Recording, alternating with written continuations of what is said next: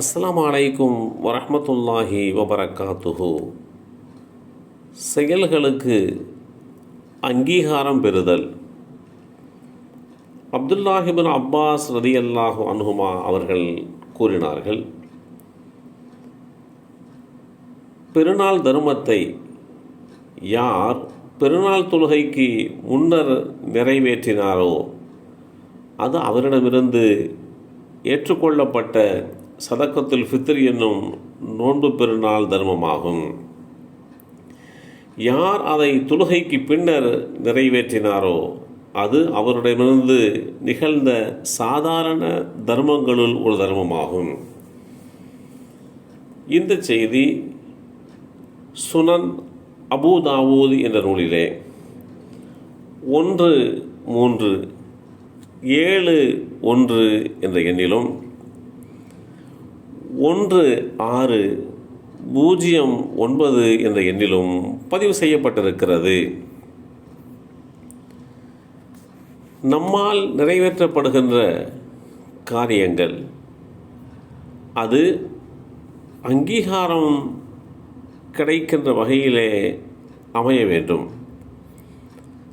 அப்போதுதான் நமக்கு மன திருப்தி கிடைக்கும். ஒவ்வொரு வணக்கத்தினுடைய முடிவிலேயும் அங்கீகாரத்தின் கவலை வேண்டும். நாம் செய்கின்ற வணக்கத்திற்கான அங்கீகாரம் கிடைக்கவில்லையானால் செய்த வணக்கம் பயனற்று போய்விடும். செயல்பாடு என்பது அங்கீகாரம் என்பதும் தனித்தனியான அருட்கொடைகளாகும். நம்மை படைத்த இரட்சகன் சிலருக்கு நற்காரியங்கள் செய்கின்ற வாய்ப்பை வழங்குவான், ஆனால் அங்கீகாரம் வழங்க மாட்டான்.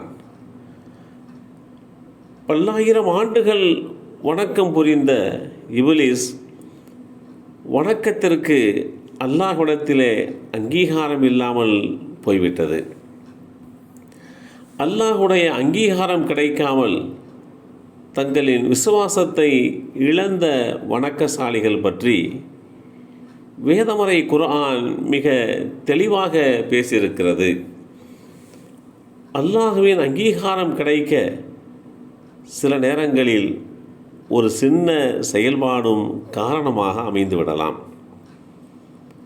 தாகித்த ஒரு ஜீவராசிக்கு, ஒரு நாய்க்கு தண்ணீர் புகட்டிய ஒரு பெண்ணுடைய செயல்பாடு அல்லாஹ்விடத்திலே அங்கீகாரத்தை பெற்றதால் அந்த பெண் தூய்மைப்படுத்தப்பட்டு சொர்க்கபாக்கியத்தை அடைந்து கொள்வதற்கு காரணமாக அமைந்தது. செயல்பாடுகளுக்கான அங்கீகாரம் யாருக்கு கிடைக்கிறது? அதை வேதமறை குர்ஆனிலே அல்லாஹ் சொல்ல முற்படுகின்ற போது மெய்யாகவே அல்லாஹ் ஏற்றுக்கொள்வது அவனுடைய அச்சமுள்ள மக்களிடமிருந்து மாத்திரம்தான் என்று குறிப்பிடுகின்ற இந்த செய்தி சூரத்துல் மாயிதா வசனம் 27 தெளிவுபடுத்தப்பட்டிருக்கிறது. அல்லாஹுடைய தூதர் இப்ராஹிம் அலைஹிஸ்ஸலாம் அவர்கள் புனிதமான காபாவை கட்டி முடித்த போது அதற்கு உண்டான அங்கீகாரத்தை கேட்டார்கள். அதேபோன்று நம்முடைய முன்னோர்களாகிய நல்லோர்கள் 6 மாத காலம் ரமலானை நாங்கள் அடைந்து கொள்ள வேண்டும், ரமலான் மாதத்தை நாங்கள் அடைந்து கொள்ள வேண்டும் என்று பிரார்த்திப்பார்கள். ரமலான் மாதம் நல்ல முறையிலே நற்காரியங்களால் அலங்கரிக்கப்பட்டு நிறைவு செய்யப்பட்டதற்கு பின்பாக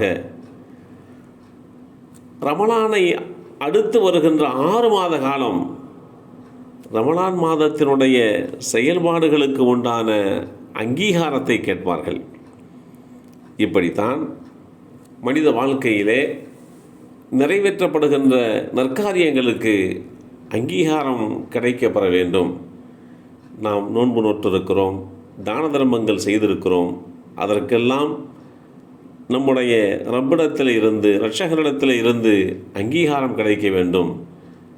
அந்த இரட்சகரிடத்திலே அங்கீகாரத்தை கேட்போம். எல்லாம் வல்ல அல்லாஹ் நம்முடைய செயல்பாடுகளுக்கு அங்கீகாரத்தை வழங்கி அருள் புரிவானாக. அஸ்ஸலாமு அலைக்கும் வரஹ்மத்துல்லாஹி வபரகாத்துஹு.